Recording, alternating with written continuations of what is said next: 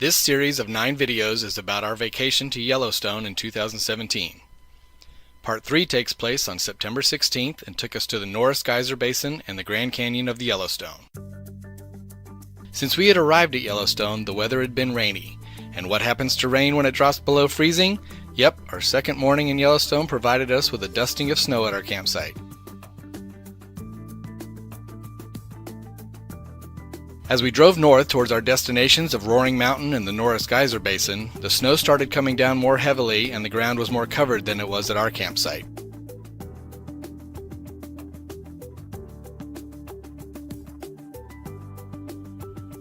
At North Twin Lake, Rebecca got out to take some pictures.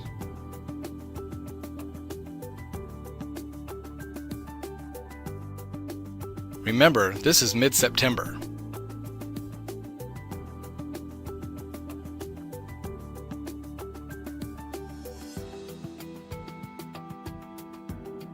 A little further up the road, we reached the farthest north we could go due to construction and got to see Roaring Mountain in the snow. Roaring Mountain is so named because it is covered in smoking vents called fumaroles, which make a low roaring sound.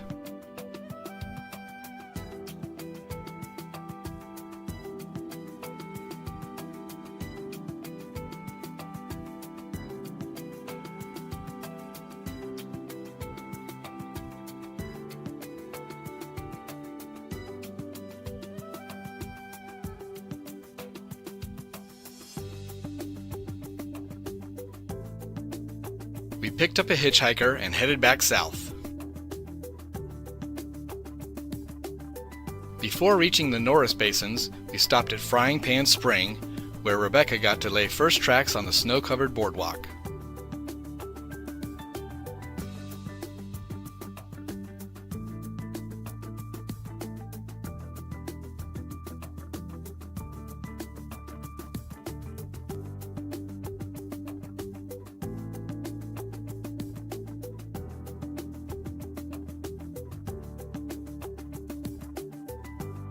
We crossed the Gibbon River, taking in the beautiful winter scene.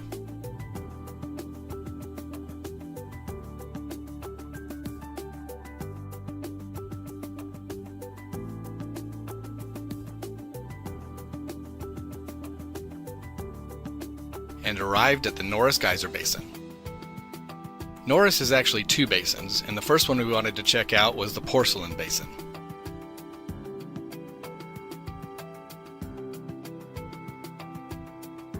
From the visitor center, you look down upon the basin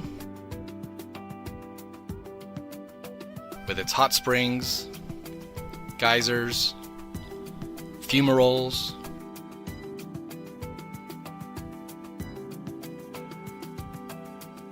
milky blue pools,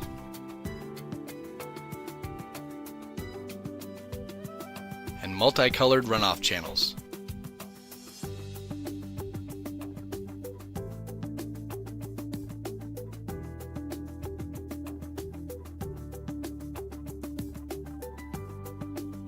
Norris is known for having some of the hottest hydrothermal features in the park, as well as some of the most acidic.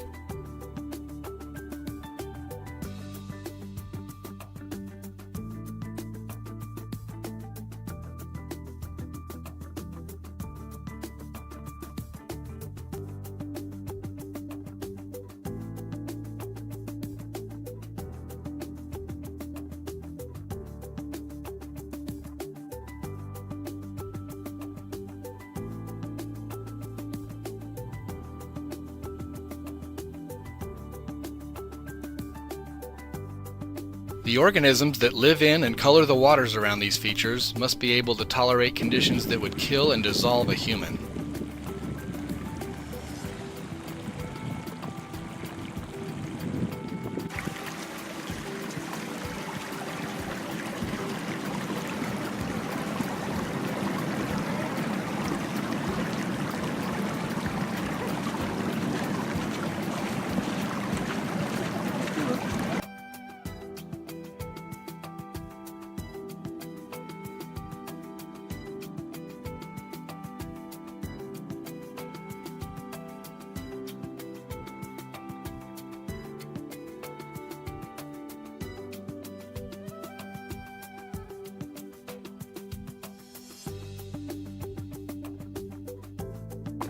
Many features in the park are unnamed, but can be just as beautiful and interesting as the named ones. Climbing the still snow-covered steps gave us one last view of Porcelain Basin.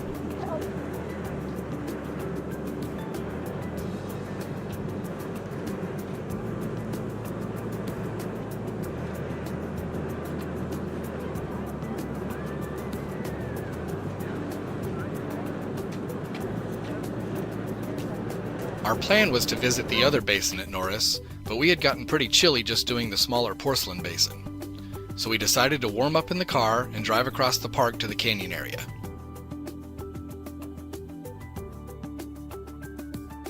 We started with the trail that leads to the brink of the lower falls. Along the way, we got a view of the upper falls from the side.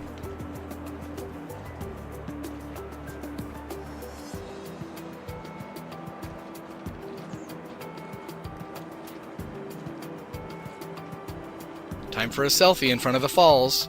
Why did I take my hat off? The Yellowstone River flows out of Yellowstone Lake and over the upper falls first, then it takes a sharp left turn.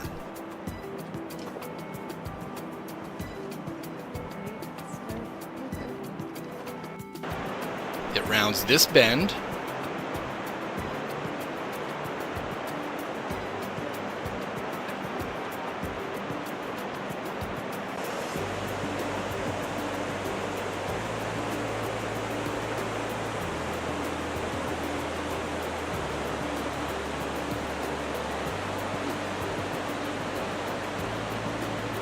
and flows over the lower falls. The lower falls are the larger of the two.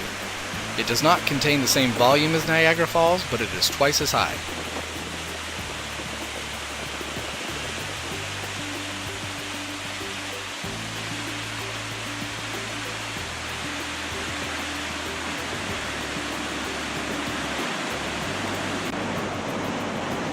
From the lower falls, the river flows through the Grand Canyon of the Yellowstone, where the park got its name.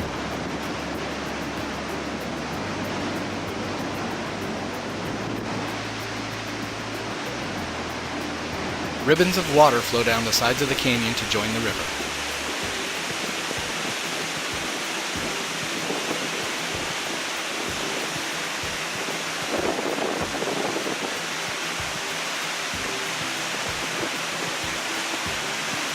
Pictures do not do justice to the size of the canyon. It is not nearly as big as the Grand Canyon in Arizona, but it is still very impressive.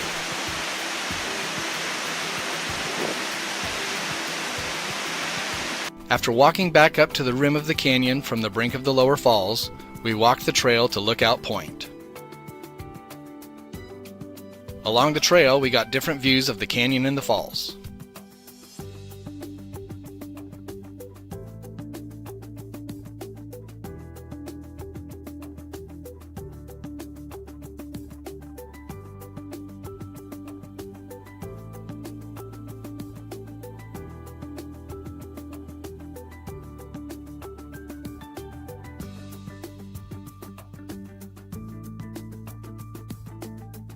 We saw little micro falls that provided enough moisture for mosses.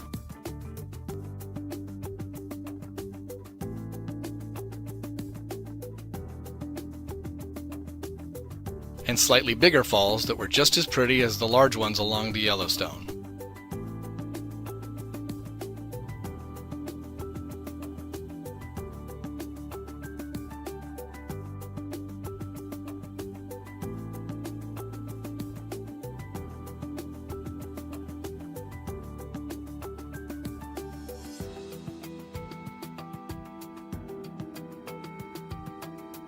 We also saw that critters had been out since the snow had fallen.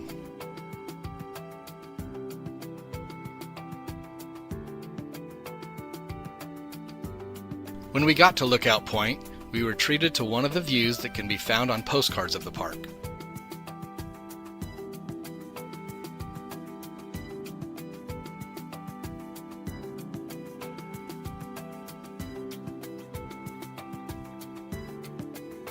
Down from Lookout Point is Red Rock Point, which gives a little better view of the river with the falls.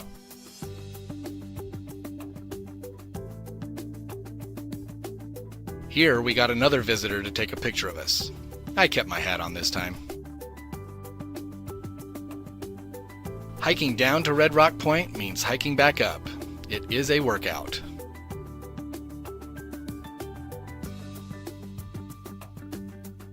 Z kept warm back at the car while Rebecca and I made the trek to Lookout Point. Then it was back across the park to Norris for the second basin, called Back Basin.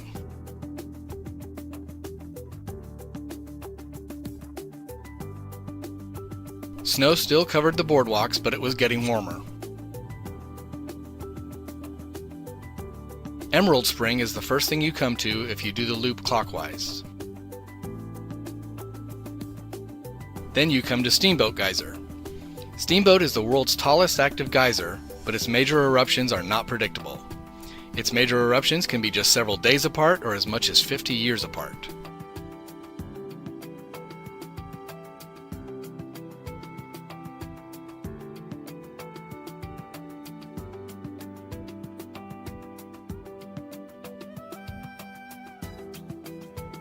Steamboat was the hydrothermal feature that most made me think about what was going on under the ground below us, with water gurgling out of its flanks,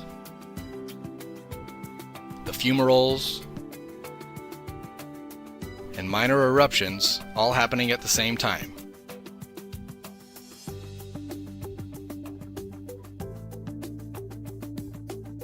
Echinus Geyser, named for spiny structures that reminded someone of echinoderms, was the next feature in the Back Basin. It was one of the most colorful in the park.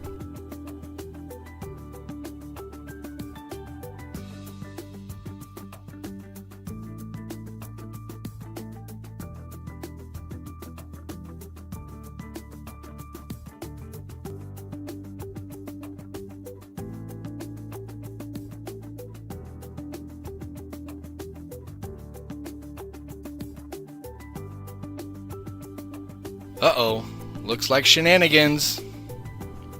Look out, Mom! No, Z just ended up throwing the snow in the runoff channel to watch it melt. Very exciting. Back Basin has all the different major types of hydrothermal features found in the park, except mud pots. There are hot springs,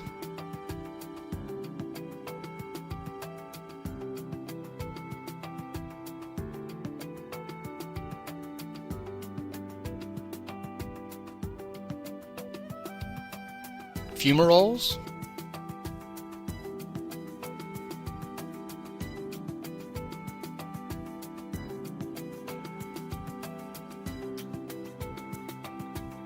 and geysers. Vixen was an especially active geyser, though nowhere near the biggest in the park.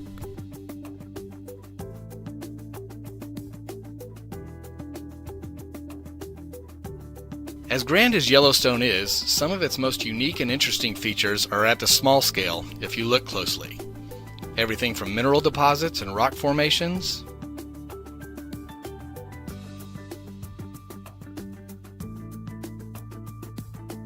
to the bacterial mats that can be seen in all but the very hottest water.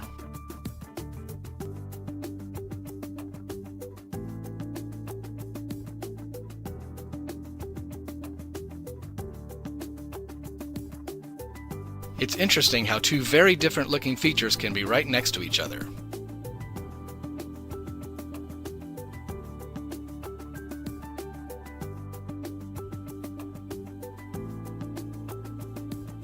Sometimes eruptions don't go up, but sideways.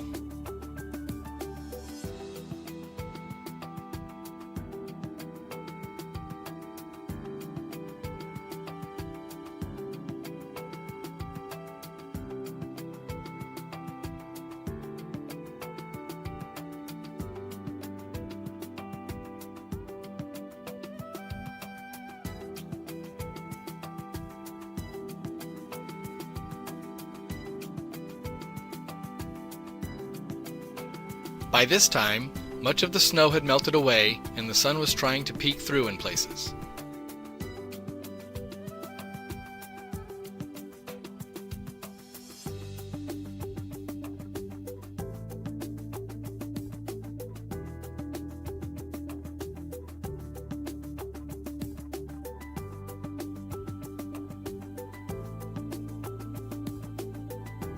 but it was time to say goodbye to the back basin.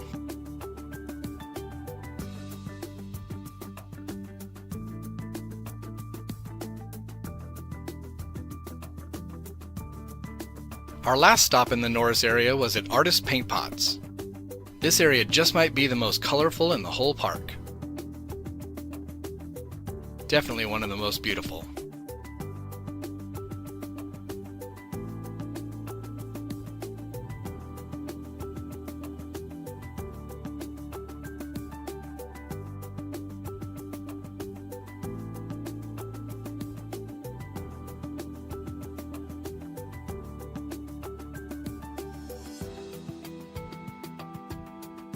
This was the only place where we saw ferns growing, suggesting the hillsides here get more moisture than most of the park.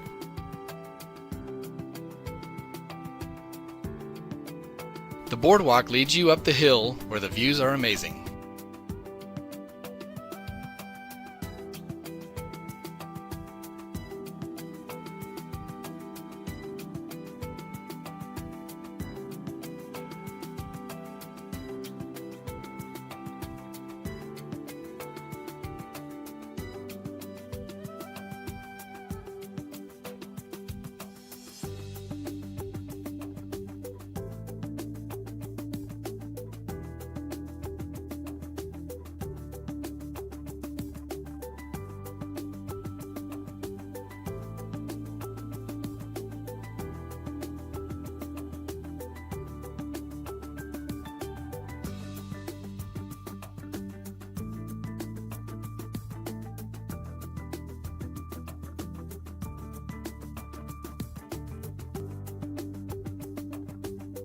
As with other areas with the name Paint Pots, this area was named after its muddy-looking hydrothermal features.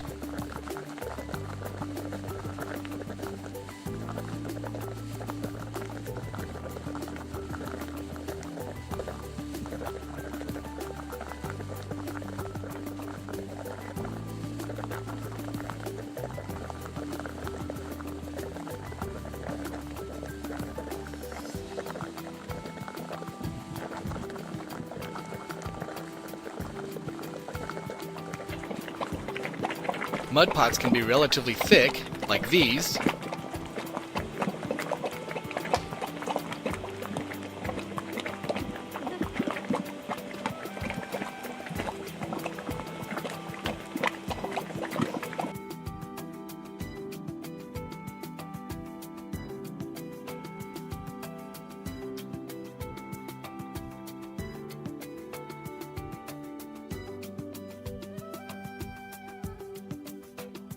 or they can be much thinner, like these in the pool right next to the thicker one. It all depends on how much water is in the pool for rain. Sometimes there is so little water that they dry up and become steam vents instead.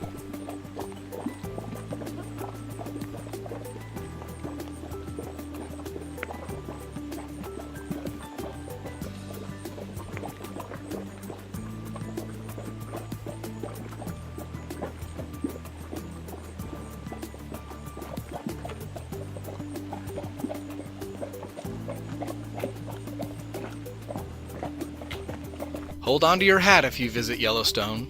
This is just one of dozens of pieces of clothing and trash we saw in the hot springs.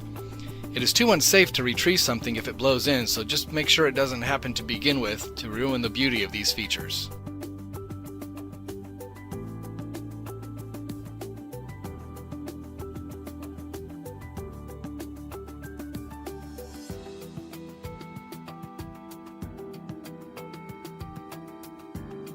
This footage really captures the colors of the Artist Paint Pots Trail.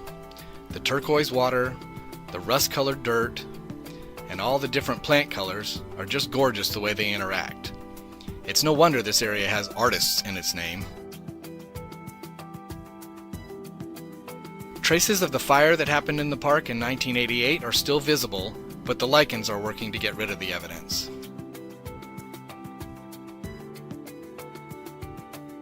Rebecca became a huge fan of ravens on the trip, and this one at Artist Paint Pots was an animated little fellow.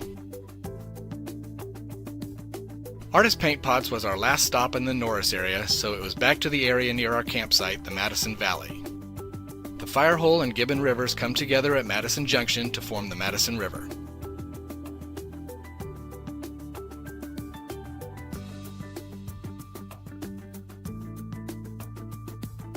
Ducks on the Madison can be seen bobbing for vegetation under the water.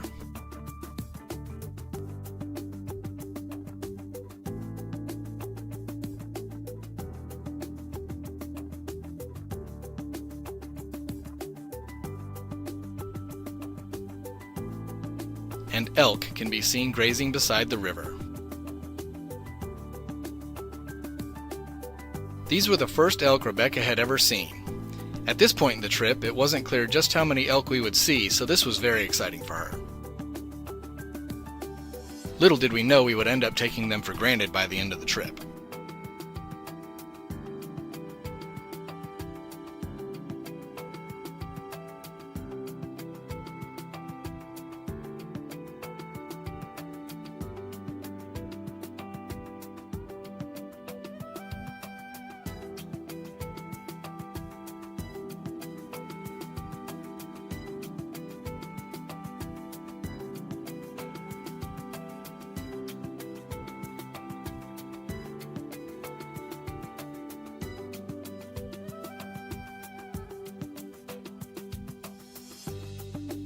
After watching the elk for a while, it was time to head back upriver to the campsite.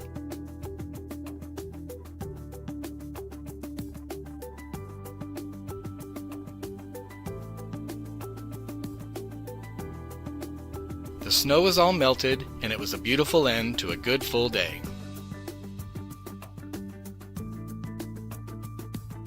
The next video in the series, Part 4, takes us to the Midway and Upper Geyser Basins.